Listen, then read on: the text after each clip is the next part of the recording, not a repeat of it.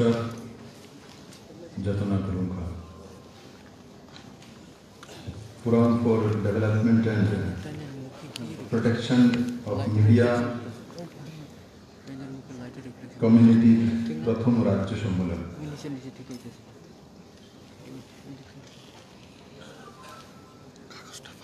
আর যে মহান ব্যক্তিত্বের নাম জুড়ে সম্মেলন করা হচ্ছে রাজ্যের মহান পত্রকার এবং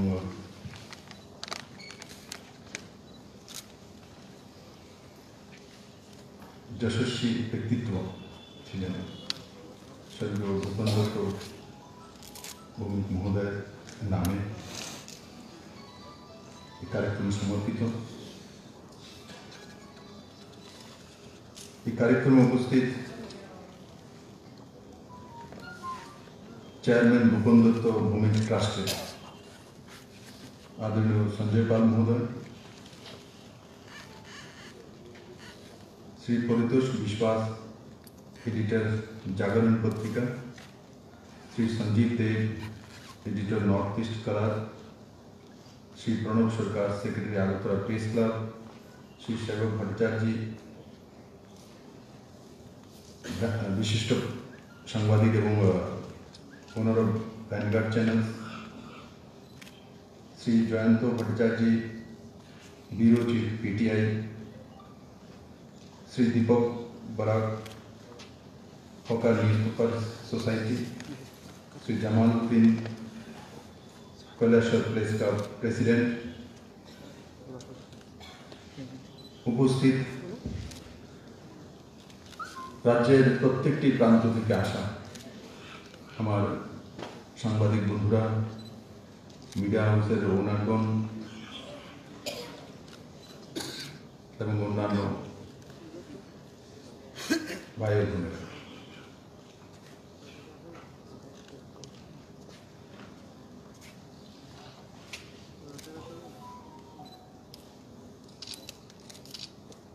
বন্ধুরা, রাজ্যের বিভিন্ন প্রান্তে আমি ঘুরি যাই, এখানে অনেক সাংবাদিক বন্ধু আছেন যে আমার সঙ্গে ব্যক্তিগত কোনো সময় কথা হয়েছে, বা এমন কিছু সাংবাদিক বন্ধুরা এখানে রয়েছেন যাদের সঙ্গে হয়তো বা আমার কোনোদিন সামনাসামনি দেখাও হয়নি, অথচ দূর থেকে আপনারা সেগুলোর কাভারেজ করে শহরতলিতে পাঠানোর ব্যবস্থা করে। বন্ধুরা, সংবাদ মাধ্যম, ভারতীয় সংবাদ মাধ্যম, আমি কি বলছি, সংবাদ মাধ্যম আর ভারতীয় সংবাদ মাধ্যম। ভারতীয় সংবাদ মাধ্যমের যদি প্রেক্ষাপটে আমি যাই, কি দেখব, প্রখ্যাত সমাজসেবী राजा राममोहन राय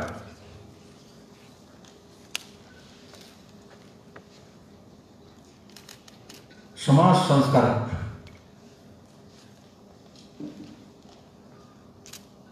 सतीदाह प्रथा रद्द करा, समाज के जागृत करा, समाजेर मध्य ओपिनियन तैरी करा,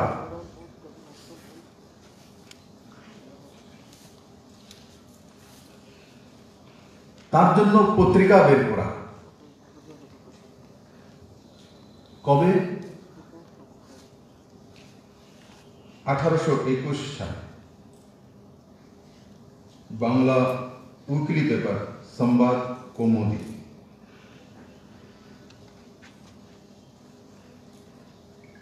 কিসের জন্য বের করেছেন? সতীদাহ প্রথা থেকে ভারতীয় মহিলাদের মুক্তি দেওয়ার জন্য।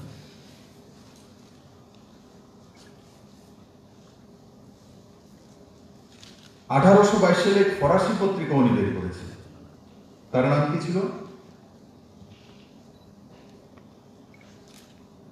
মীরা তন্তরে। সাংবাদিক আজিমউদ্দিন খাঁ 1857 সালে 8 ফেব্রুয়ারি পেয়ামে আজাদি দিল্লি থেকে পত্রিকা বের করেছে। আমি তাদের নাম কেন বলছি, সেই পত্রিকার নাম কেন বলছি? প্রথমে আমি বলেছি भारतीय संबाद माध्यम और संबाद माध्यम। भारतीय संबाद माध्यमेर शुरुआत राष्ट्रवाद, राष्ट्रचिंतन, समाज सेवा तार उपरे ভিত করে তৈরি হওয়া।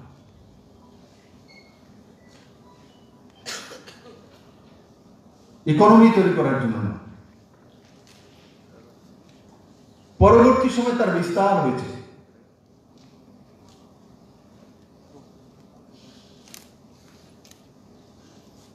আমার সৌভাগ্য হয়েছে প্রভাস যোশীর মতো সাংবাদিককে সামনে থেকে দেখার জন্য বা কথা বলার দিল্লিতে, রামবহাদুর রায়কে সামনে থেকে দেখার সুযোগ হয়েছে, যাকে অটল বিহারী সরকার থাকতে যতটা আমি জানি রাজ্যসভার মেম্বার করার জন্য প্রস্তাব দেওয়া হয়েছিল, তো রামবহাদুর রায়জি রাজ্যসভার প্রস্তাব খারিজ করে দিয়েছে, আমি যাব না।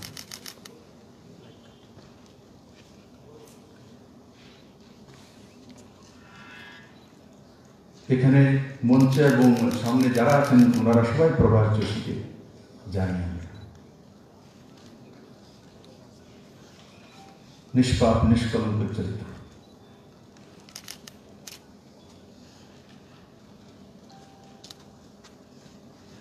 আজকে রাজা রামমোহন রায়ের সেই পত্রিকা, উইকলি পত্রিকা, কিসের জন্য?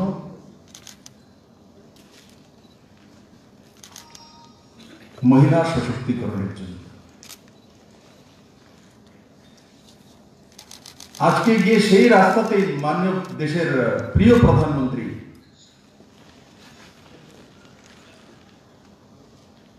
উনিও সমাজ সংস্কারক। উনি শুধু রাজনীতিক নন, অ্যাডমিনিস্ট্রেটর নন, উনিও আধুনিক ভারতে 3 তালাকের পরিসমাপ্তি ঘটিয়েছে।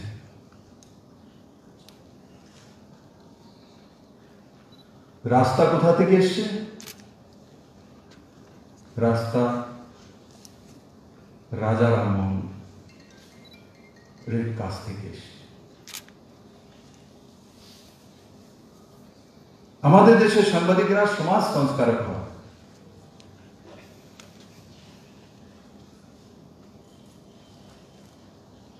সামাজিক পরিবর্তন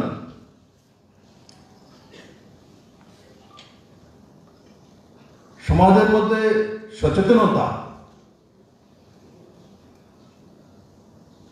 ও সুষ্ঠু সমাজ ব্যবস্থা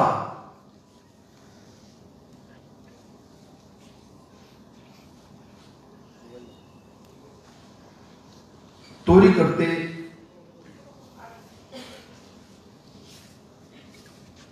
সাহায্য করা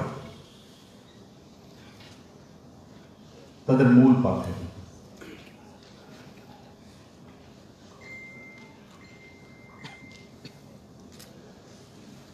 বন্ধুরা,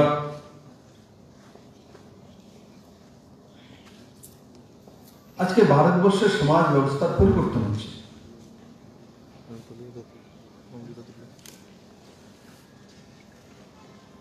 সত্তরের দশকে একটা জামানা ছিল পুরো দুনিয়ায় কি সমাজতন্ত্রের প্রভাব।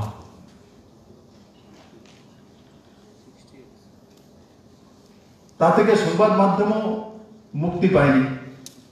যেমন রাজনীতির মধ্যে এসেছিল, সংবাদ মাধ্যমের মধ্যে এসেছিল।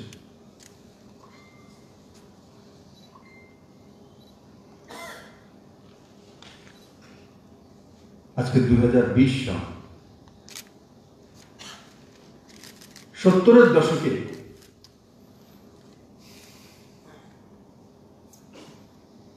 যে সমাজতন্ত্রের যে প্রভাব, কমিউনিজমের যে প্রভাব সমস্ত ক্ষেত্রে, আজকে কি পুরো দুনিয়াতে সেই সমাজতন্ত্রের প্রভাব বা প্রতিপত্তি আর বিস্তার আছে কি না। আজকে বিহার উত্তরপ্রদেশের মতো রাজ্যের মধ্যে ইলেকশন হয় তো জাত পাত পন্থ সেগুলো ছিল বিশেষ করে দু রাজ্যের রাজনীতি রণকৌশল ভোট ব্যাংক। নরেন্দ্র ভাই মোদী সেগুলো সমাপ্ত করে দিয়েছে। এবারে বিহারের ইলেকশন আমাদের কাছে খুব ভালো লেগেছে, ভারতবর্ষের কাছে। সত্তা পক্ষ আর বিপক্ষ দোনোই কি ইস্যু করেছে? ডেভেলপমেন্ট, রোজগার।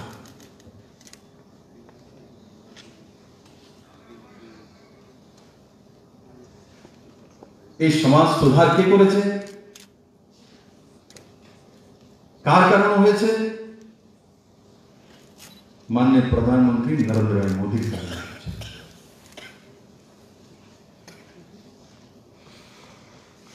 উনি এক নতুন রাস্তা তৈরি করছেন, তার মধ্যে গণতন্ত্রের যে 4টি স্তম্ভ রয়েছে তাকে শক্তিশালী করার জন্য তিনি কাজ করছেন।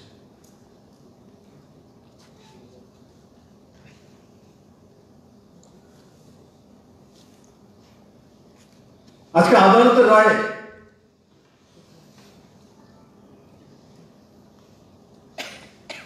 রাম মন্দিরের যে বিষয় ছিল তার সমাপ্তি হয়ে যায়। বহুকাল যাবৎ দুই সম্প্রদায়ের মধ্যে লাখো লোকের প্রাণহানি, দাঙ্গা, আন্দোলন, কেউ কি কোনদিন ভেবেছিল যে সুপ্রিম কোর্টের রায়ের মাধ্যমে তার সমাধান হয়ে যাবে? এক বন্ধু রক্তক্ষয় নয়, একটি আন্দোলন নয়, পুরো ভারতবর্ষে সেটা মেনে নিয়েছে। 130 কোটি ভারতবর্ষ।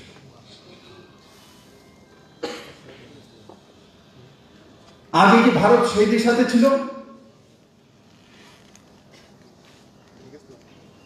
যারা মঞ্চে আছে, যারা সামনে আছেন, আমার পত্রকার বন্ধুরা, কেউ কোনদিন কল্পনা করেছিলেন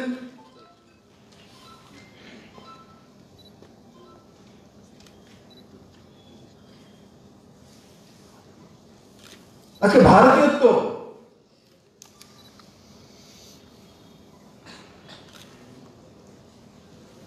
এক নতুন রূপ নিয়েছে, নতুন দিশা নিচ্ছে? আমি সুপ্রিম কোর্টের কথা কেন বললাম? সেটা একটা স্তম্ভ। সংবাদপত্রের বন্ধুগণ একটা স্তম্ভ। আমরা যেখানে কাজ করি সেটাও একটা স্তম্ভ। সবগুলো এক নতুন দিশায় যাচ্ছে।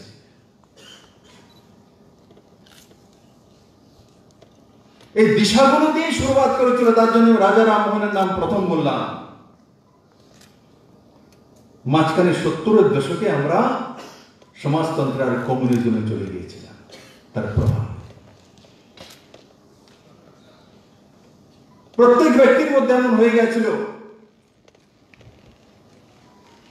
আমি ইন্টেলেকচুয়াল তখনই হতে পারবো বা আমাকে পরিগণিত করা হবে যখন আমি কোন কমিউনিস্টের ফোরামে গিয়ে দাঁড়াবো। পুরো দুনিয়া। কিন্তু আজকে ও যেই জায়গা থেকে রাজা রামমোহন রায়রা শুরু করেছিল, ঠিক সেই জায়গায় ভারত দাঁড়িয়ে গেছে। প্রত্যেকটা সাথে ভারতীয় সাংবাদিকতা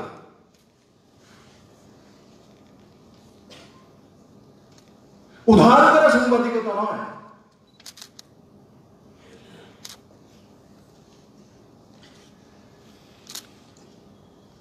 যারা সাংবাদিকতা শুরু করেছিল বা নিউজ পেপার সাপ্তাহিক হোক দৈনিক শুরু করেছিল, একবার ইতিহাস তুলে ধরুন কি কারণে করেছে।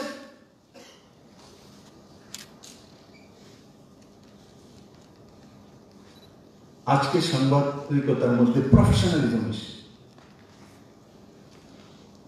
এটা একটা রোজগারেরও মাধ্যম,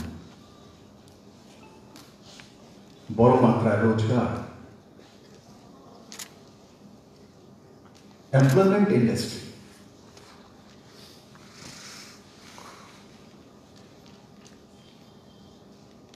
তো তার মধ্যে পারদর্শিতা আনা, প্রফেশনালিজম আনা।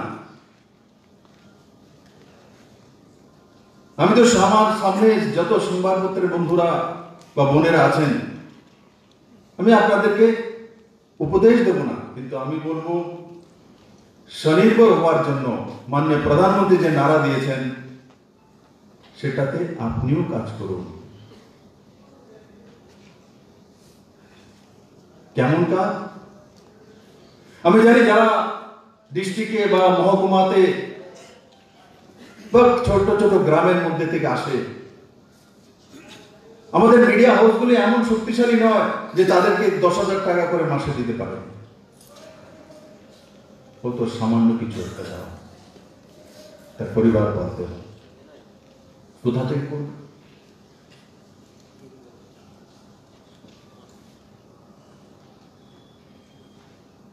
$1,000 $2,000 টাকা কি পরিবার চলে? যখন মাননীয় প্রধানমন্ত্রী স্বনির্ভর ভারতের কথা বলছে, স্বনির্ভর পরিবারের কথা ত্রিপুরা সরকার বলছে, তো আমি আপনাদেরকে আগ্রহ করব, আপনাদের পরিবারেরও রোজগার হওয়া দরকার।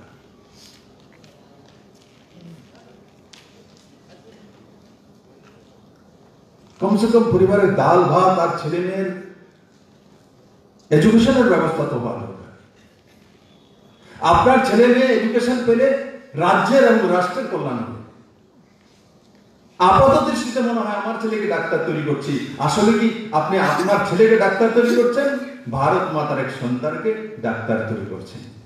যখন ত্রিপুরার কোন হসপিটালে চিকিৎসা করবে, শুধু আপনারই করবে, আপনার পরিবারের করবে, পুরো ত্রিপুরাবাসী করবে।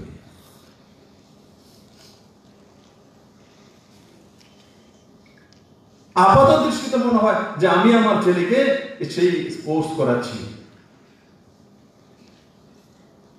কিন্তু বৃহত্তর দৃষ্টিতে যখন আমরা কর্মক্ষেত্রে যাই তখন আমরা রাষ্ট্রের এবং রাজ্যের হয়ে যাই। এই ভাষাগুলো থেকে আমাদেরকে 70-এর দশক থেকে সরিয়ে দেওয়া হয়েছিল।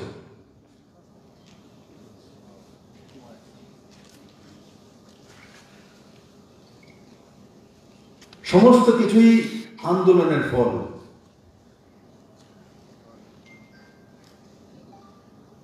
আন্দোলন না করলে কোনো পরিবর্তন হয় না। আজকে তো দেশে তেমন নয়। এই ভাষাগুলো কমিউনিজমের শেখানো।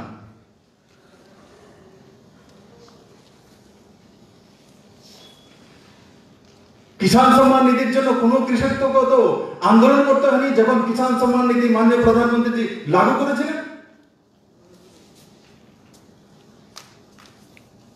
পুরো দেশব্যাপী কোন আন্দোলন হয়নি যে আমাদেরকে মাসে বৎসরিক 6,000 টাকা দিতে হবে, নাইলে সংগ্রাম চলবে। ভারতবর্ষের কোন প্রান্তে কোন ব্যক্তি দেখেছে কোনদিন?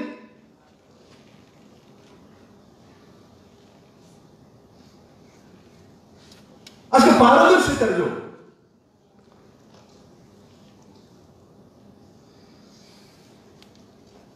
সেই যুগের আবিষ্কার করেছেন মাননীয় প্রধানমন্ত্রী নরেন্দ্র ভাই মোদী।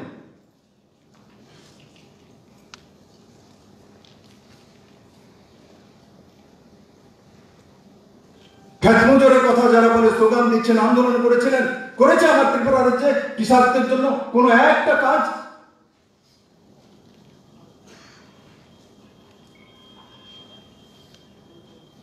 আপনারা তো পত্রকারিতা রয়েছেন, বলুন তো আমাকে, মঞ্চে যারা আছেন বা সামনে আছেন,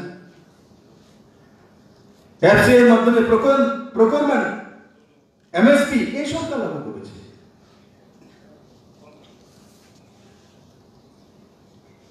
কিষাণ সম্মান নিধির মাধ্যমে 229 কোটি টাকা গরিব কৃষকের কাছে ডাইরেক্ট তার অ্যাকাউন্টে, কাউর আন্দোলন করতে হয়নি। এফসিআই এর মাধ্যমে প্রকল্পন 86 কোটি টাকা সিধা কৃষকদের অ্যাকাউন্টে। এগুলো বাজেটের অতিরিক্ত টাকা। কেন্দ্র স্কিমে 80% কৃষকের ফসল বীমা রাজ্য এবং কেন্দ্র সরকার দ্বারা। ভারতবর্ষের মধ্যে হাইয়েস্ট ফসল বীমা ত্রিপুরা রাজ্যে। সোয়েল হেলথ কার্ড, বর্গাদারের জন্য 50,000 বর্গাদারের জন্য কেসিসি লোন 7% ইন্টারেস্টে, টাইমে দিলে 4% ইন্টারেস্ট।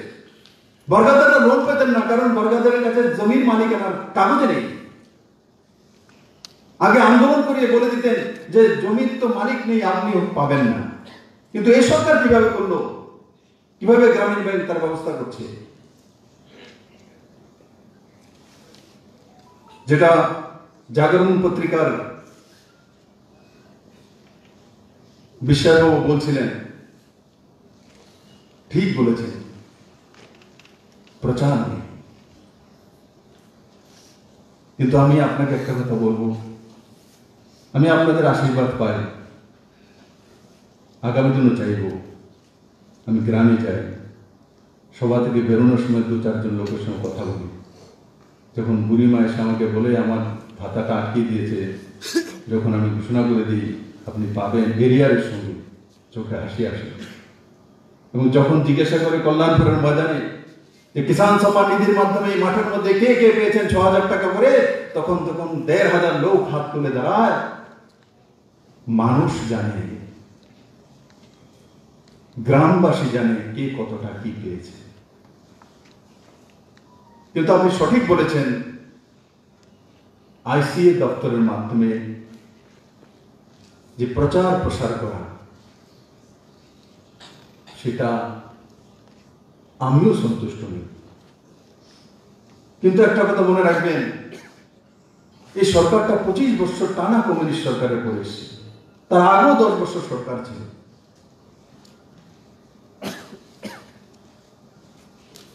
কাজ না করার মানসিকতা তৈরি করে দেওয়া। সরকারি চাকরি হয়ে গেছে মানে আপনার কোনো কাজ নেই। সরকারি চাকরি হয়ে গেছে মানে আপনার একটাই কাজ, পার্টি অফিসে যান আর মিছিল মিটিং করেন। সেটাই তো ত্রিপুরাতে পরম্পরা তৈরি করা হয়েছে।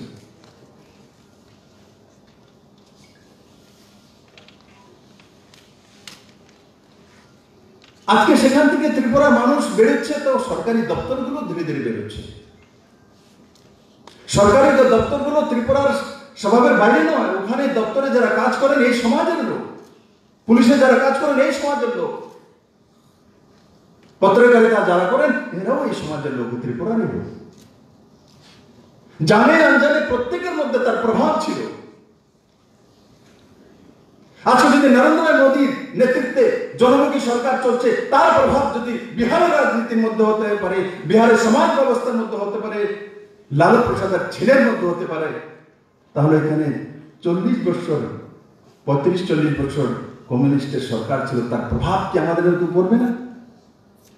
আমি কিছুটা বেঁচে গেছি, 17 বছর এখানে ছিলাম না, উপরওয়ালা মুঝে বাঁচা, না হলে আমার মধ্যে সেই প্রভাব পড়বে। ত্রিপুরেশ্বরী মায়ের কৃপায় আমি বেঁচে গেছি। আর তার জন্য যখন মোদির রাস্তাগুলো তৈরি করতে যাই, তখন তার মধ্যে বাধা হয়ে দাঁড়ায়। কারণ কি, এরা তো সবাই কমিউনিস্টের দ্বারা প্রভাবিত। কিন্তু আজকে নজওয়ান মোদিকে বুঝে গেছে। আজকে নজওয়ান বুঝে গেছে। আজকে নজওয়ান আমাকে কমেন্টস করবে যে আমি আনারসের খেতে লাগিয়েছি, আপনি দেখে যান, আমি গ্রাজুয়েট, আমি বায়োফ্লেক্স করছি, আমি ইঞ্জিনিয়ার, 10,000 লিটারের ট্যাঙ্কে, আপনি জুলাই বাড়ি আসুন, আমাকে দেখে যান। আজকে গ্রাজুয়েট ছেলে নতুন বাজারে ভিড়ের মাঝখান থেকে এসে আমাকে বলে, মুখ্যমন্ত্রী জি আপনি তো বলছেন স্বনির্ভর হওয়ার জন্য আমি জব ক্রিয়েটর হয়ে গেছি, আমি গ্যাজেট অফিসারের মতো রোজগার করি মাসে। আগরতলার এক নজওয়ান এমফিল করা ব্যক্তি, নজওয়ান ছেলে আমাকে কমেন্টস করে যে আগরতলা শহরে কই মাছের দাম কমে গেছে, 800 টাকা কিলো ছিল, এবার 250 টাকা পর্যন্ত এসছে। কিসের কারণে হচ্ছে? বায়োফ্লাক্স এর মাধ্যমে চাষ করার কারণে হচ্ছে।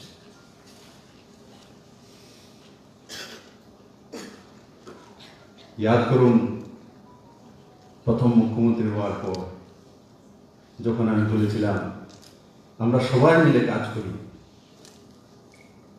যার যত যোগ্যতা আছে আমরা রাখবো, যখন তার দরকার হবে নিয়ে নেব, যখন ইন্টারভিউ আসবো দেব, যোগ্যতা থাকবে তো সেখানে চলে যাব, কিন্তু ঘরে বসে থাকবো না, কিছু কাজ করব। তার জন্য বলেছিলাম যে পশুপালন করব, হাঁস মুরগি পালবো। তখন বলছে দেখো কি কর, বিয়ে পাস করলো আর মুরগা পালতো। কারা বলেছিল? কমিউনিস্টের মানসিকতা বলছিল। কারণ তাদের তো কাজ ছিল, নজওয়ান হয়ে গেছে, তাদের তো ছেলে মেয়ে হওয়ার পরে খবর নেই কবে বড় হবে, ভোটার কবে হবে, আর কবে লাইনে যাবে। যতক্ষণ পর্যন্ত ছেলে কোন বাড়িতে ছেলে মেয়ে দেখে নিয়েছে লাইনে না গিয়েছে, ততক্ষণ পর্যন্ত তার মা বাবার পেছনে লাগে। বিয়ে পাস করেছে যদি তৎকালীন নেতৃত্বের কাছে যেত, আমার ছেলেটা মেয়েটা এমএ করেছে, ভালো হয়েছে, পার্টি বসে পাঠায়। কি করতে? একটু কাজ শিখো। 2 বছর, 3 বছর, 4 বছর, 5 বছর লাইনে ঘুরতে ঘুরতে ঘুরতে, প্রাইভেট টিউশন করতে করতে চুল পাকার সময় এসে একখানা ফিক্সের চাকরি, তাও সুপ্রিম কোর্টের আদেশে চলে যায়। শুধু এগুলো না, আজকে সঞ্জয় বাবু যে বলছেন এই সরকার তার ব্যবস্থা করে দিয়েছে, আমি বারবার তাদেরকে বলছি মানুষ সব দেখে কোথা থেকে খাওয়া আসে, কে কথা বলে, তার নেতৃত্বে চলে। এই সরকার এডুকেশন এবং ম্যান পাওয়ার দপ্তরে 9000 চাকরি অ্যাডভার্টাইজমেন্ট করে দিয়েছে। গ্রুপ ডি এর জন্য আপনি যদি 2 কলম না লিখতে পারেন,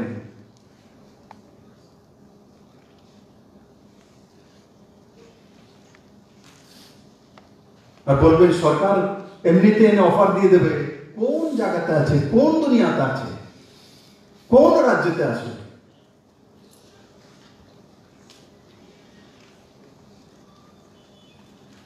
একবার চাকরি গিয়েছে, শিক্ষা হয়নি, আবার চাকরি যাওয়ার ব্যবস্থা, আবার আমাকেও জেলে পাঠানোর ব্যবস্থা।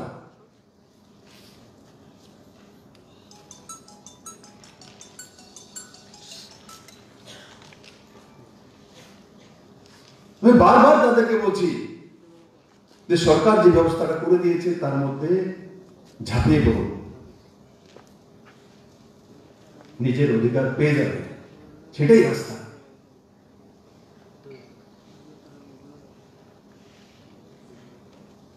আজকের নজওয়ান টেটের মাধ্যমে পরীক্ষা দিয়ে তাকে যেতে হবে, আর আপনাদেরকে মেলার মাঠ থেকে খাদ্য দেয়, তার জন্য আপনাদেরকে বিপ্লবদেরকে ফ্রি দিতে হবে। কোথায় আছে, কোন জায়গায় লেখা আছে? আপনাদের পত্রকার বলুন তো, কোন লতে আছে?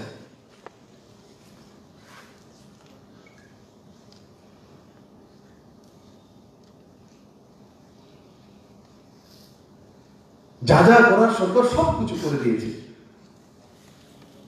সুপ্রিম কোর্টে মানবিক দৃষ্টিতে দেখার জন্য আমরা হলফনামা করেছি, সুপ্রিম কোর্ট নাকচ করে দিয়েছে।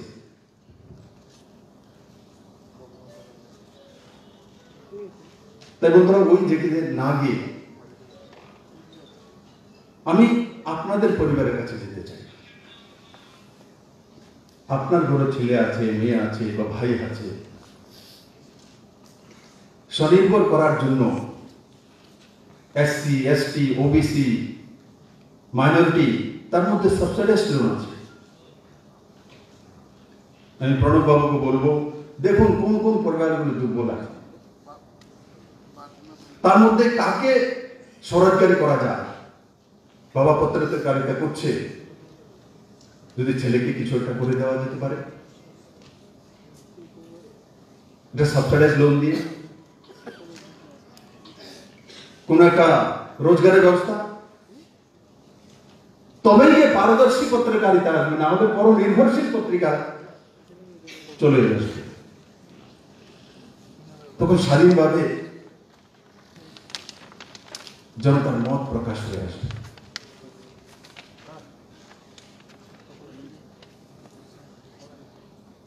তার জন্য প্রত্যেকটা পরিবারের লিস্ট আছে আপনাদের কাছে। দেখুন কার কত মাসিক ইনকাম, এই পরিবারের মধ্যে কাকে কি সাহায্য করতে গেলে সেই পরিবারটা স্বনির্ভর থাকতে পারে, ও রাষ্ট্র চিন্তন করতে পারবে, রাষ্ট্র এবং রাজ্যের কল্যাণের জন্য, মানুষের জন্য লিখতে পারবে, মানুষের জন্য নিউজ কালেকশন করতে পারবে। আমি বললেই জ্ঞান দিতে হবে না,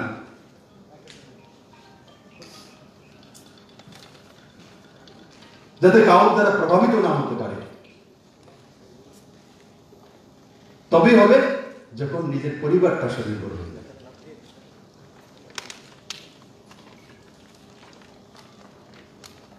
বন্ধুরা, কিছুদিন আগে প্রেস ক্লাবের সেক্রেটারি একটা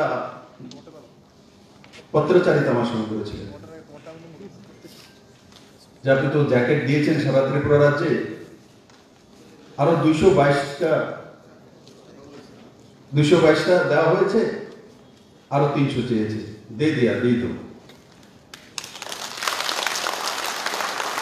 আর আরেকটা ইন্স্যুরেন্স চাইছিল স্বাস্থ্য হেলথের জন্য, আয়ুষ্মান ত্রিপুরার মাধ্যমেও সেই ইন্স্যুরেন্সের ব্যবস্থা সরকার করে দেবে।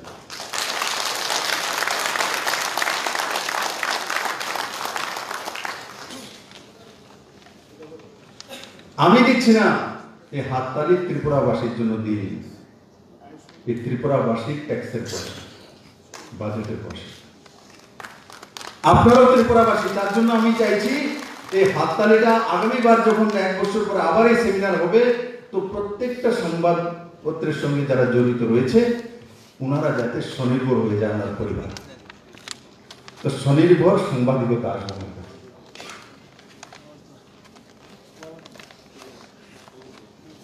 নিজের পরিবারকে আগে এস্টাবলিশ করুন, তারপর আপনার পার্শ্ববর্তী।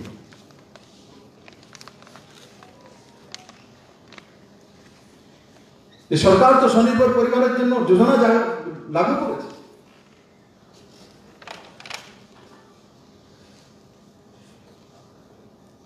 আজকে কই সেই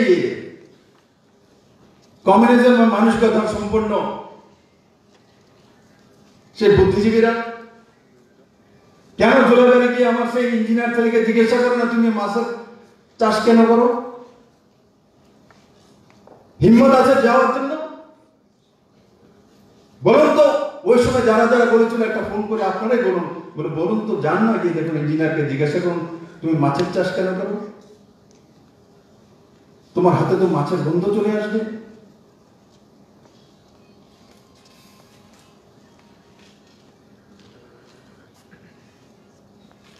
ইলিশ মাছ খেতে ভালো লাগে, কিন্তু হাতে ধরা যাবে না, কারণ আমি গ্রাজুয়েট হয়ে গেছে, আমি ইঞ্জিনিয়ার হয়ে গেছি। এগুলো করে ত্রিপুরার নজওয়ানদেরকে সরকার নির্ভরশীল মানসিকতা তৈরি করা, পার্টি নির্ভরশীল মানসিকতা তৈরি করা, সেই দিকে ত্রিপুরার নজওয়ানদেরকে ফেলে দেওয়া হচ্ছে।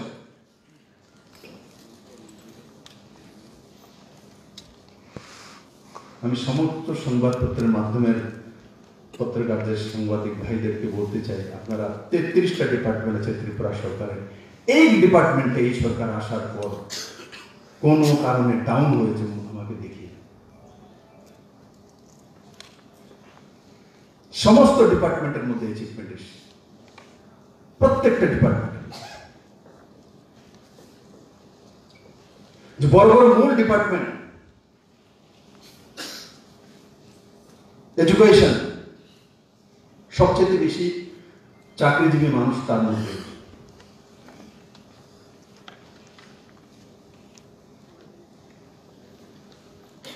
আমল পরিবর্তনের চেয়ে কেউ কোনোদিন কল্পনা করেছে ত্রিপুরাতে সরকারি স্কুল সিবিএসই সিলেবাস একসঙ্গে 20টা হবে? কোন সাংবাদিক আছে আমাকে বলুন তো, আপনি তো সবচেয়ে বুঝুন। ত্রিপুরাতে 20টা সিবিএসই স্কুল সরকারি একসঙ্গে হয়ে যাবে, কোন সাংবাদিকতার বা সংবাদপত্রের মধ্যে যারা রয়েছেন আমাকে দিল খুলে বলুন, বলে আমি কল্পনা করেছিলাম যে একসঙ্গে 20টা হবে। জয়ন্তবাবু কল্পনা করেছিলেন? একটু ত্রিপুরার পরিবর্তন হয়েছে। এনসিইআরটি সিলেবাস একসঙ্গে লাগু করে দেওয়া হবে। এইচআইডি ডিপার্টমেন্ট সেন্ট্রাল বিশ্বাস করতে পারছে না যে এই কম সময়ের মধ্যে ত্রিপুরা এটা কিভাবে করেছে। টিম পাঠিয়েছে।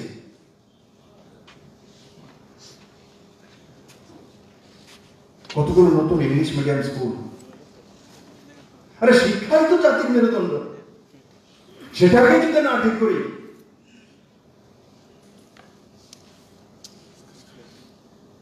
রতন বাবুর নামে দেখিয়ে দেখো গাছের উপরে বসে টিচার পড়াতে, এতে ত্রিপুরার লোকসান হয়নি, সাপে বর হয়েছে, লাভ হয়েছে। ন্যাশনাল মিডিয়াতে দেখো ত্রিপুরাতে শিক্ষা ব্যবস্থা চলছে সোশ্যাল ডিস্টেন্সিং মেনটেন করে। গাছের কিছু ইউনিভার্সিটি আছে ভারতবর্ষে,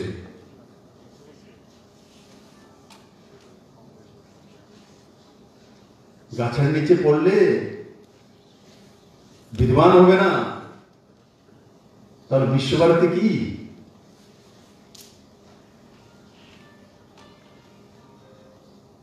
এগুলো করে ত্রিপুরা শিক্ষা ব্যবস্থাকে বদনাম করার চেষ্টা করা হচ্ছিল।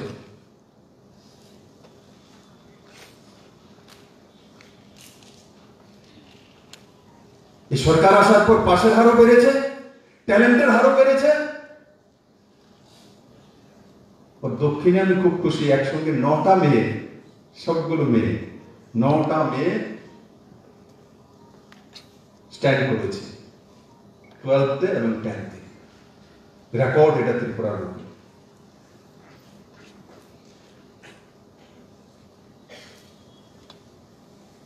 পিডব্লিউডি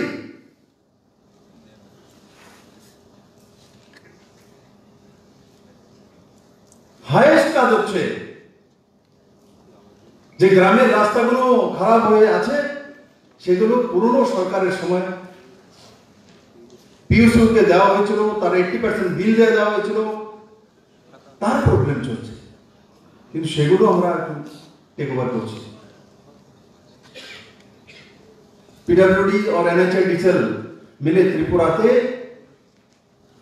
और रेलवे ये ट्रांसपोर्ट दफ्तर आगामी 5 থেকে 6 বছরে ত্রিপুরাতে 30,000 কোটি টাকা ইনভেস্ট হতে চলেছে। 30,000 কোটি টাকা শুধু এই দুইটা ডিপার্টমেন্টে। ত্রিপুরার বাজেট কত টোটাল? এবার 20,000 কোটির কাছাকাছি। দুই দপ্তরে ইনভেস্ট হবে 30,000 কোটি টাকা। কল্পনা করতে পারি আমরা? মৈত্রী সেতু কমপ্লিট হওয়ার পর ইন্ডাস্ট্রি এন্ড কমার্স ডিপার্টমেন্ট সাউথে সাপ্রমে 4 কিলোমিটারের মধ্যে যে লজিস্টিক হাব ইকোনমিক জোন তৈরি হচ্ছে আইসিপি, তার মধ্যে আগামী 3 থেকে 4 বছরের মধ্যে তার 20 থেকে 25 কিলোমিটারের মধ্যে 2 লাখ লোকের রোজগার হবে। সাউথের জন্য কেঁদেছে অনেক, বড় বড় নেতাও বেরিয়েছে। আজকে সাউথ ত্রিপুরার নয়, নর্থ ইস্টের অন্নদাতা হয়ে দাঁড়াচ্ছে। কালকে নর্থ ইস্ট ফেস্টিভ্যাল ছিল, আসামের মুখ্যমন্ত্রী ছিলেন।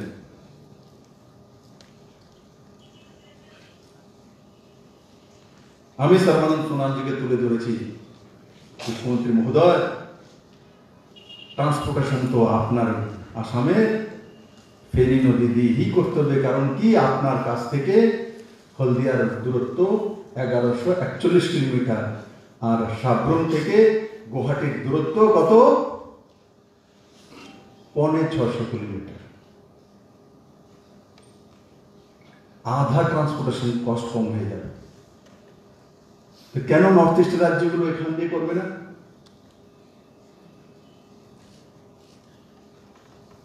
1947 আগে নর্থ ইস্টের জিডিপি রেট ছিল 23%।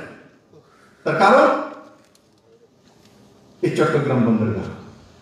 কিন্তু দেশ স্বাধীন হওয়ার পর যখন বাংলাদেশ তখন পাকিস্তান হয়ে গেল, তারপর নর্থ ইস্টের জন্য জলপথ বন্ধ হয়ে গেল। ত্রিপুরার একটাই রাস্তা, Assam Agartala road, life line. আজকে নরেন্দ্র ভাই মোদী এবং বাংলাদেশের বর্তমান প্রধানমন্ত্রী শেখ হাসিনা মহোদয়ের কারণে এসপি স্বাক্ষরিত হয়ে গেছে। মৈত্রী সেতু কমপ্লিট হওয়ার পর চিটাগাং বন্দরগাহ আবার নর্থ ইস্টের জন্য খুলে গেছে। বন্ধুরা, ত্রিপুরা আমূল পরিবর্তন হয়ে যাচ্ছে। প্রত্যেকটি ডিপার্টমেন্টে সেই অ্যাচিভমেন্ট রয়েছে।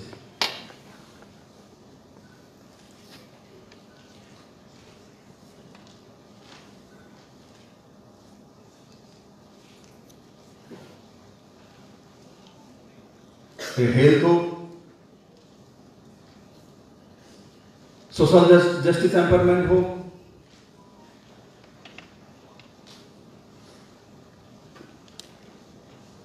खाद्य दफ्तर,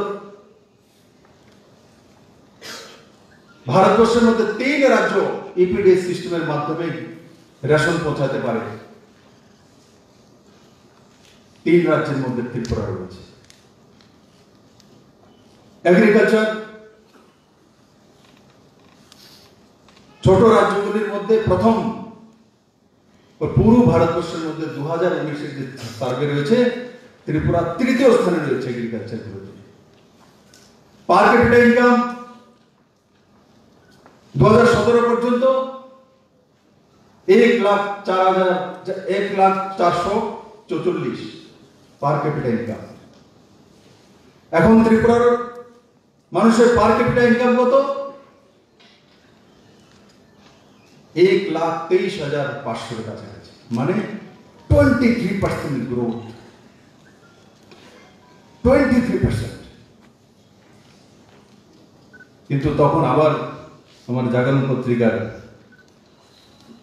যে বিশ্বাসবাবু বলছিলেন যে তার প্রচার নেই। আমি তো আজকে বলবো, আপনারও তো আছেন, আপনারও তো প্রচার করুন।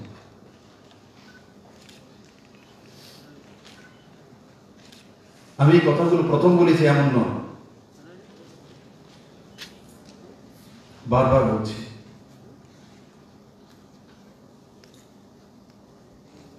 বিভ্রান্ত করে আমি রাজনীতি করি না, কারণ সেই ভাষা নরেন্দ্র ভাই মোদী শেখায় না।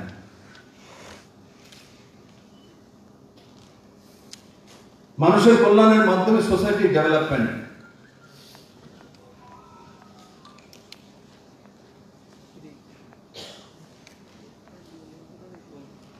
সমাজ পরিবর্তনের মাধ্যমে সত্তা পরিবর্তন,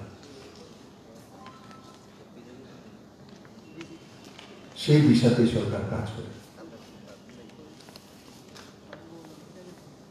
তাই বন্ধুরা, আমি শুনছিলাম প্রণব বাবু বিস্তারিত বলছিল এই সরকার কি দিচ্ছে, কি হচ্ছে। সঞ্জয় বাবু বলছিলেন যে রেট কোথাতে কোথায় পার কলমে পৌঁছে গেছে। সেগুলো একা হয় না, সামূহিক আলোচনার মাধ্যমে হয়, তাতে আপনাদেরও ভাগিদারি রয়েছে। 4 স্তম্ভ মিলেই সরকার চালাতে হবে। সামনে মুখ্যমন্ত্রী থাকে, তার ক্যাবিনেট থাকে, রাজ্যের প্রকৃত উন্নয়ন এবং গতি তখনই থাকে যখন সবগুলো স্তম্ভ মিলে কাজ করে, রাজ্য হিতে, রাষ্ট্র হিতে, এক মানসিকতা নিয়ে।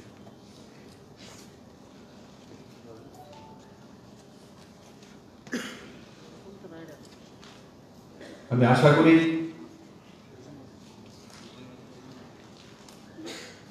দেশ জুড়ে যে স্বনির্ভর ভারতের যে স্লোগান আদরণীয় প্রধানমন্ত্রী তুলেছেন, আমাদের সংবাদপত্রের যে হাউসগুলো আছে এগুলোকেও স্বনির্ভর করে তুলতে হবে। তার জন্য যা যা করার আমরা সবাই মিলে সেই দিশাতে কাজ করব।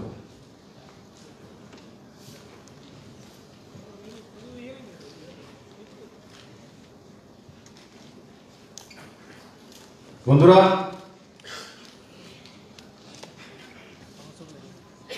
আমি কারোর আলোচনা সমালোচনা করতে চাই না, কিন্তু আপনাদের কাছ থেকে আমি একটা জিনিস চাইব, আপনাদের ক্যামেরা আর আপনাদের কলমে যাতে আমার সুন্দর ত্রিপুরা উঠে আসে, মডেল ত্রিপুরা আমার, সেটা যাতে আপনার কলমের মাঝখানে থাকে, আপনার ক্যামেরার মাঝখানে থাকে। শ্রেষ্ঠ ত্রিপুরা আপনারও হবে।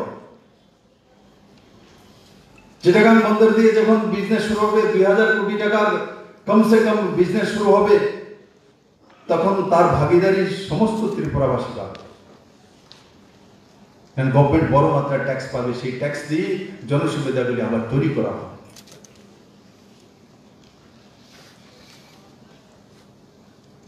তাই বন্ধুরা, নর্থ ইস্টকে নিয়ে মাননীয় প্রধানমন্ত্রী যে স্বপ্ন দেখেছেন, ট্যুরিজমে ডেভেলপমেন্ট করা, ত্রিপুরাকে হীরা বানানো, হীরা প্লাস করে দেওয়া, আর নর্থ ইস্টের রাজ্যগুলোর নতুন নতুন পেহচান তৈরি করা।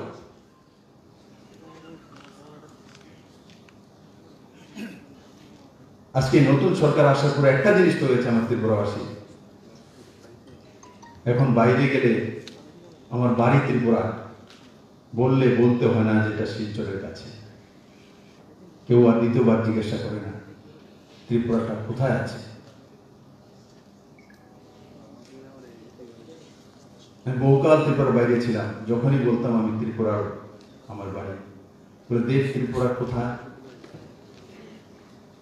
তো বলতো হতো শিলচরের কাছে, গুয়াহাটি থেকে এত কিলোমিটার দূরে, কত কিছু বলতো, ভূগোল, ইতিহাস। আজকে 2.5 বছরে মানুষ ত্রিপুরাকে জেনে গেছে। কেন? কিসের জন্য জেনে গেছে? বিপ্লব দেব লম্বা তার জন্য? তার জন্য না বন্ধু, কুইন পাইনঅ্যাপেলের জন্য চিনে গেছে। এই কুইন পাইনঅ্যাপেল আগেও ছিল, আজকে কুইন পাইনঅ্যাপেলের জন্য ত্রিপুরাকে চিনে গেছে। রাষ্ট্রপতির কাছেও চলে গেছে, প্রধানমন্ত্রীর কাছেও চলে গেছে, দুবাইয়ের বাজারে চলে গেছে। আজকে সেন্টেড লেবুর জন্য, এলাচি লেবুর জন্য আমেরিকান বিজনেসম্যানরা ত্রিপুরাকে চিনে গেছে। আজকে বাস্করেলের বিস্কিটের জন্য পুরো দুনিয়া ত্রিপুরাকে চিনে গেছে। এই বাস্করল আমাদের জনজাতিদের প্রধান খাদ্য, দুনিয়া জেনে গেছে। আজকে বাঁশের বোতলের জন্য ত্রিপুরাকে চিনে গেছে। দুবাইয়ের বাজারে ত্রিপুরার বাঁশের বোতল 2,500 টাকা বিক্রি হয়। 2,500 টাকা। পুঁজি কত? একটা বাড়ি বাঁশের দাম কত? কোন মূল্যে বাঁশের দাম 150 টাকা, আর একটা বোতল এতটা 1.5 ফিট, তার দাম কত? 2,500 টাকা দুবাইয়ের বাজারে, ইন্ডিয়ান কারেন্সি। আমি ওই দিন একটা ইন্ডাস্ট্রি মেলা হবে, মিটিং চলছিল, ত্রিপুরার সমস্ত বিজনেসম্যানরা এসে, আমি তাদেরকে বলছি আপনাদের সামনে বিজনেস দেখছেন না? বাঁশের বোতলের 100 কোটি টাকার বিজনেস আছে রেডিমেড। 150 টাকা মাত্র একটা বাড়ি বাঁশ। 15 ফুট 16 ফুট লম্বা হয় একটা বাড়ি বাঁশ মিনিমাম। 5 ফুট যদি ছেড়েও দিই তো একটা বাঁশের দাম 20,000 টাকা 22,000 টাকা দিয়ে পড়ে। তার মধ্যে যদি আমার 10,000 টাকা ফিনিশিং এ চলেও যায় তবু এক বাঁশের দাম 10,000 টাকা দাঁড়ায়। এর চেয়ে বিজনেস আর কি হতে পারে? ত্রিপুরার পেহচান 9 লেন রোড দিয়ে হবে না, কারণ কেউ অলরেডি দিল্লি জয়পুর হয়ে গেছে। এক্সপ্রেস হাইওয়ে তৈরি করে ত্রিপুরার পেহচান করতে পারবো না আমি, কারণ কি যমুনা এক্সপ্রেস হাইওয়ে অলরেডি আছে। ত্রিপুরার পেহচান যদি দুনিয়ার সামনে কেউ দিতে পারে তো বাঁশের বোতল দিতে পারে, কারণ কি প্রধানমন্ত্রী হাতে তুলে বলছেন ত্রিপুরার বাঁশের তৈরি সেই বোতল দুনিয়ার সামনে তুলে। তো বাঁশের বোতলের যদি বিজনেস করি তো ত্রিপুরার সেই বিজনেসম্যানকে দুনিয়া চিনবে, দুনিয়া চিনবে। ত্রিপুরার পেহচান বাঁশের বোতল দিয়ে হবে, বাঁশকরণ দিয়ে হবে, কোইপা লেভেল দিয়ে হবে, সেন্টেড লেভেল দিয়ে হবে। আজকে ত্রিপুরা সেই দিশাতে চলছে বন্ধু। তার জন্য আপনাদেরকে আমি বলবো যে আপনাদের কলমে আপনাদের ক্যামেরা সেগুলো যাতে উঠে আসে। ওই দিন আমি রাজনগরে যাওয়ার পর যে আনন্দ বাগানে গেলাম, গুরু ভদ্রলোক বলছে যে আমি এক থোপে 30 থেকে 35,000 টাকা বিরিয়ানির বাজারে বিক্রি করেছি কুইন পাইনাপেল।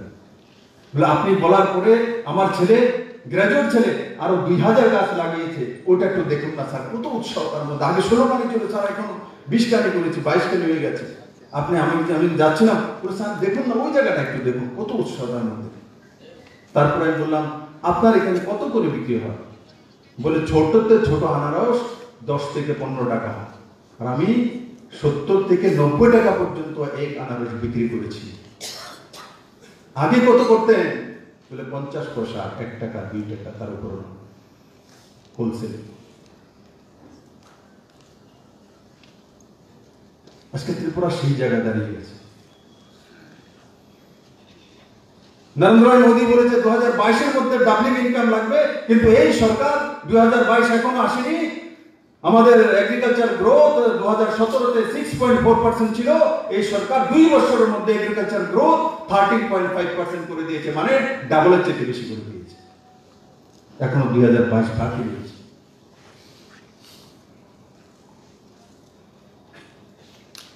সেগুলো ত্রিপুরা পেঁচা। আমরা ত্রিপুরাতে হাই রাইজ বিল্ডিং তৈরি করবো, আগরতলাতে 15 Manjila 14 Manjila light house, 2,500 flat তৈরি হচ্ছে, আইডিয়া হবে।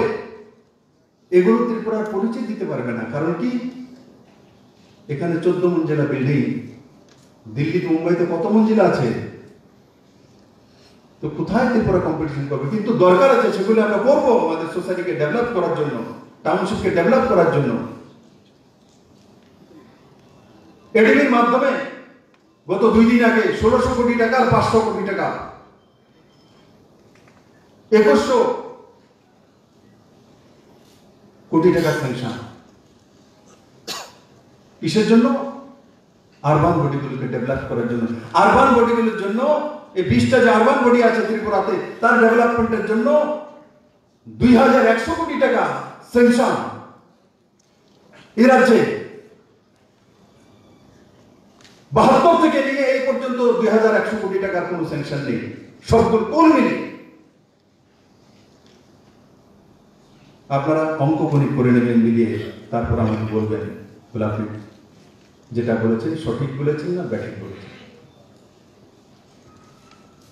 তাই বন্ধুরা, সকাল 11টা থেকে আপনারা এসছেন,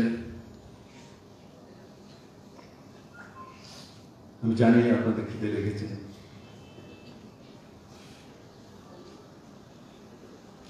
কিন্তু পত্রকারিতা এমন এক জুনুন হওয়া উচিত, আপনাদের মধ্যে আছেও, সাংবাদিকতার খিদে লাগে না, জুনুন থাকতে হবে। সাংবাদিকতার খিদে লাগে না। আমাকে মাঝে মাঝে আপনি এতটা সময় এতটা আমি বলি না, কিন্তু এই যে সিস্টেমটা আমার মধ্যে ডেভেলপ হয়েছে এটা পত্রিকাদের কাছ থেকে দেখে, যতক্ষণ পর্যন্ত সেই নিউজ কভার না করে তার পেছনে পেছনে ঘুরতে থাকে, সে রাত্রে 2টা হোক, 3টা হোক, 4টা হোক, দিন রাত কিছু চিন্তা করবে, কেউ আক্রমণ করবে, কেউ কিছু করবে, কেউ মারবে, কোনো চিন্তা নেই, সেই কাজ করতে হবে। সেই জন্য তো আমি আপনাদের কাছ থেকে শিখেছি। আজকে বলি,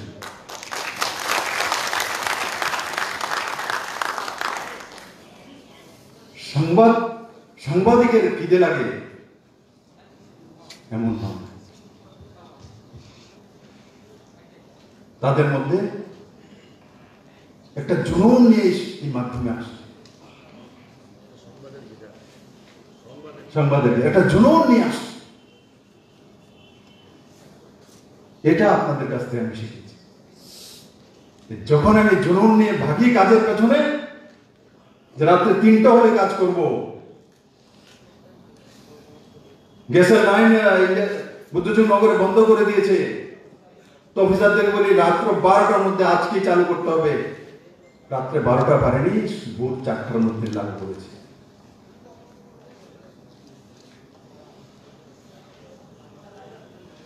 এই ভাষাগুলো অনেকের ভালো লাগে না, কারণ কি এগুলো তো বিনা আন্দোলন হচ্ছে।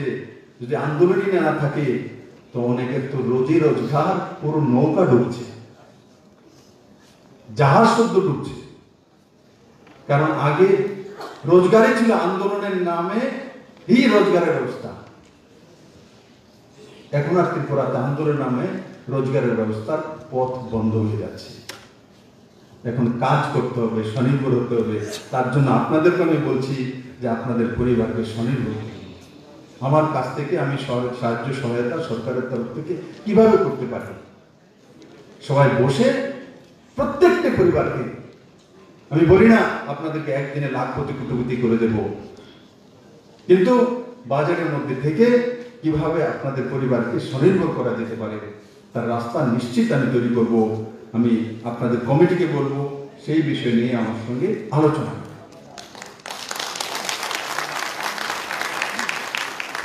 তাই বন্ধুরা,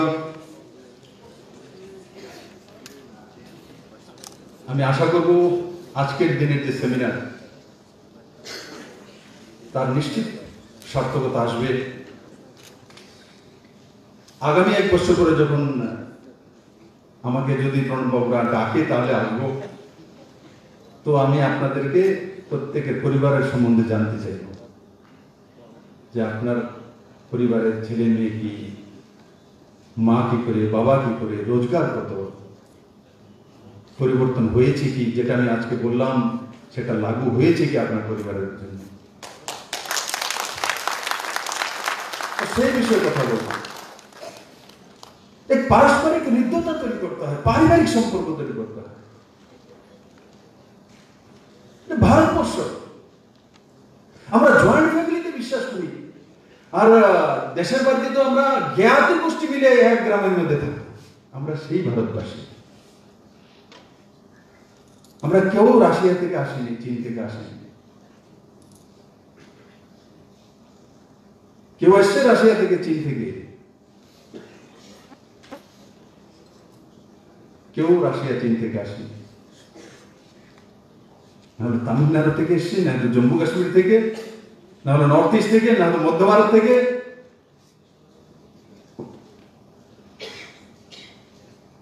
তার বাইরে থেকে আমরা আসি। তাই আমাদের সোচ, আমাদের ভাবনা, আমাদের মানসিকতা সেটা হচ্ছে ভারতীয়ত্ব। আর যে আত্মীয়তা, পুরো দুনিয়াতে কোন রাষ্ট্রের কাছে যদি আত্মীয়তা আছে, একমাত্র ভারতের কাছে আছে, ভারত উপমহাদেশের কাছে আছে।